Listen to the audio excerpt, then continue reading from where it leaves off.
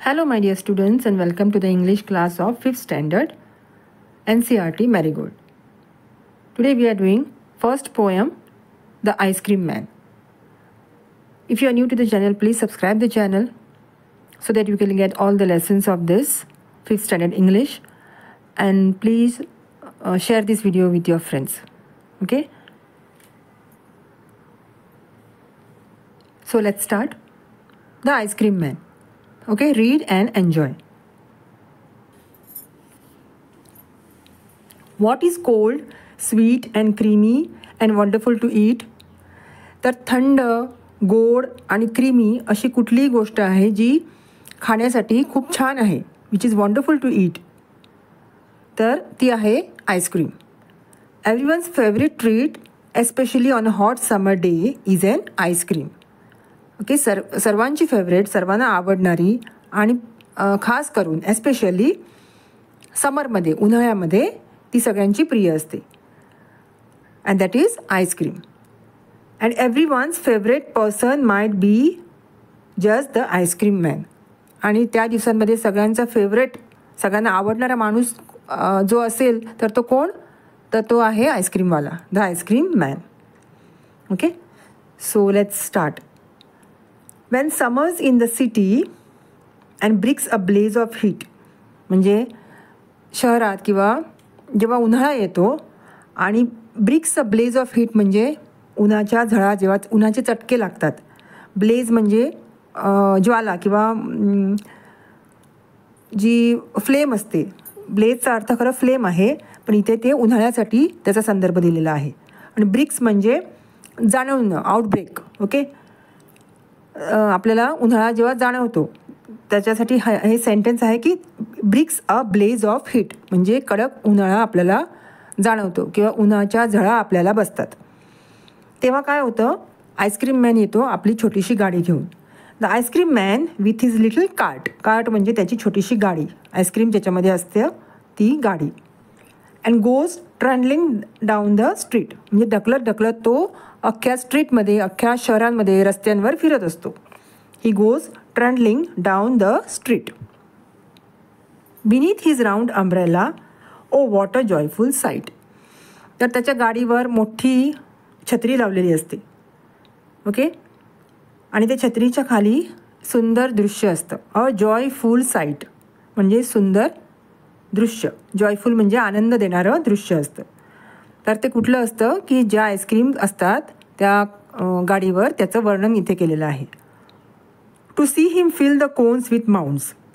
तर त्या जे आईस्क्रीमचे कोन असतात रिकामी, त्याच्यामध्ये तो जेव्हा आईस्क्रीम भरतो आईस्क्रीमवाला, ते दृश्य बघण्यासारखं असतं. माउंट्स म्हणजे जे आईस्क्रीमचे ढिगारे, गोळे असतात, त्या कोनवर ठेवल्यावर ते कसं छान आईस्क्रीम दिसतं, ते दृश्य खूप छान असतं असं पोएटला वाटतं. To see him fill the cones, तो कोन्स भरतो with mounds, mounds of ice cream. Of cooling brown and white. तर थंड थंड ब्राऊन कलरच्या आणि व्हाईट कलरच्या आईस्क्रीम्स तो त्या कोनमध्ये आईस्क्रीमवाला भरतो.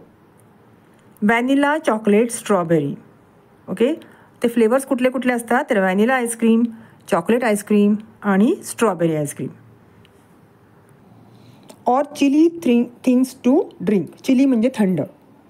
आता थंड गोष्टी पण त्याच्याकडे पिण्यासारखं, सरबत, थंडगार सरबत पण त्याच्याकडे असतं.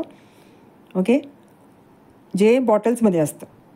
From bottles full of frosty fees. Frosty fees म्हणजे थंडगार पेय. ओके, कोल्ड्रिंक्स ज्यांना फोडल्यावर असे बुडबुडे येतात आणि खूप चिल्ड असतात, थंड असतात, त्यांना फ्रॉस्टी फीज असं म्हणतात. So chilly things to drink are in the bottles and they are called as frosty fizz. So chilly things to drink from bottles full of frosty fizz. आणि त्यांचे रंग कुठल्या कुठल्या कलरचे आहेत? बॉटल्समध्ये जे कोल्ड्रिंक्स आहेत त्यांचा कलर आहे green, orange, white or pink. Okay, असे कोल्ड्रिंक्स पण त्याच्या गाडीवर आहेत. आपल्या चित्रातसुद्धा दिसतात ते bottles. Okay, his cart might be a flower bed. त्याचा जी गाडी आहे आईस्क्रीमची ती जणू एक गार्डन आहे, फुलझाडांचं garden. Okay, this cart might be a flower bed. Flower bed म्हणजे गार्डन ऑफ फ्लावर्स. तर त्या गार्डनमध्ये कुठली फुलं आहेत? रोझीज अँड स्वीट पीज. रोझीज म्हणजे गुलाब आणि स्वीट पीज म्हणजे सुगंध देणारी फुलं असतात एका प्रकारची. त्या प्लांटला त्या फुलांना स्वीट पीज म्हणतात. ओके, सो रोज प्लांट्स आणि स्वीट पीज प्लांट्स तर जणू त्या आईस्क्रीमच्या गाडीवर आहेत, कारण त्या गाडीला मुलं चिकटलेली असतात. जशी फुलांवर मधमाशा मध काढायला जसे फुलांवर रेंगाळतात, तशी मुलं पण त्या गाडीच्या भोवती रेंगाळतात किंवा गाडीला चिकटलेली आहेत. Okay, His cart might be a flower bed of roses and sweet peas, the way the children cluster round as thick as honey bees. Cluster round म्हणजे घोळक्याने जमा झालेली आहेत त्या गाडीच्या भोवती. As thick as honey bees म्हणजे जे मधमाशा जेव्हा गर्दी करून फुलांवर बसतात, फुलांना चिकटतात, तशी मुलं ह्या गाडीला चिकटलेली आहेत. As thick as honey bees म्हणजे थिक म्हणजे गर्दी करून आलेली मुलं. त्या मुलांना मधमाशांची उपमा दिलेली आहे. ओके, मधमाशा जशा फुलांना चिकटतात तशी ही मुलं त्या आईस्क्रीमच्या गाडीला चिकटलेली आहेत. तर अशी ही कविता आहे the ice cream man. Okay, by the poet is Rachel field. तुम्हाला जरी काही प्रश्न असतील तर कमेंटमध्ये मला कमेंट करून विचारा. आणि आता मी पुढच्या व्हिडिओमध्ये नेक्स्ट लेसन घेऊन येते.